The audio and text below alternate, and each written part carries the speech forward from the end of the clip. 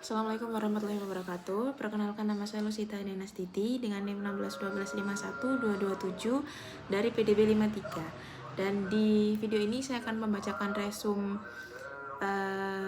mata kuliah pendidikan agama Islam TM 10 yang berjudul Bagaimana Islam Menghadapi Modernisasi.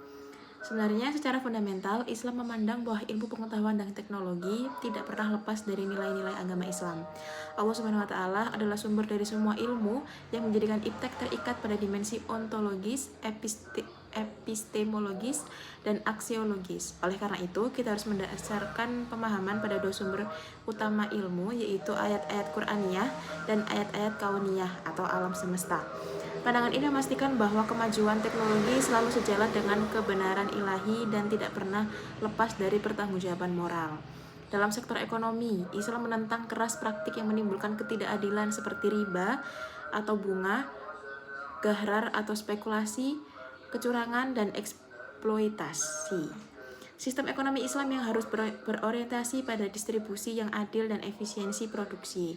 Konsep riba atau bunga memiliki beberapa jenis seperti riba khordu dan riba jahiliyah. Secara tegas dilarang karena merusak keseimbangan dan nilai-nilai sosial. Aspek politik dalam Islam atau siyasah merupakan bagian tidak terpisahkan dari fikih Islam. Politik harus berjuang untuk melahirkan keadilan sosial, di mana setiap individu mendapatkan haknya. Penerapan nilai-nilai ilahiyah seperti al-adalah atau keadilan, kebebasan, dan kesetaraan menjadi inti dari politik Islam. Ilmu politik Islam mencakup hukum tata negara, hukum internasional, dan pengaturan keuangan negara. Dalam ranah sosial budaya, khususnya seni, Islam memandang seni sebagai ekspresi kesucian hati yang melahirkan karya beradab. Penting ditekankan bahwa seni tidak boleh bebas nilai, sebab seni yang tanpa batasan nilai justru akan bertentangan dengan ajaran agama yang pada akhirnya merusak kaidah dan tatanan moral. Sementara itu, pendidikan bertujuan merealisasikan ubudiyah atau pengabdian kepada Allah yang diimplementasikan khalifah atau kepemimpinan untuk kemajuan umat manusia.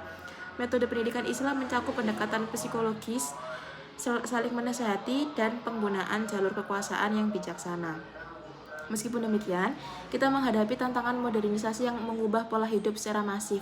Tantangan ini seringkali memunculkan kerenggangan sosial dan pandangan materialis.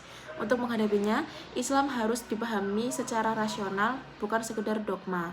Diperlukan reinterpretasi dengan mengembangkan penafsiran sosial struktural, mengubah cara berpikir dari subjektif ke objektif, dan merumuskan formulasi wahyu yang spesifik dan empiris agar ajaran agama Islam tetap relevan dan kompatibel dengan tuntunan zaman. Sekian, terima kasih. Assalamualaikum warahmatullahi wabarakatuh.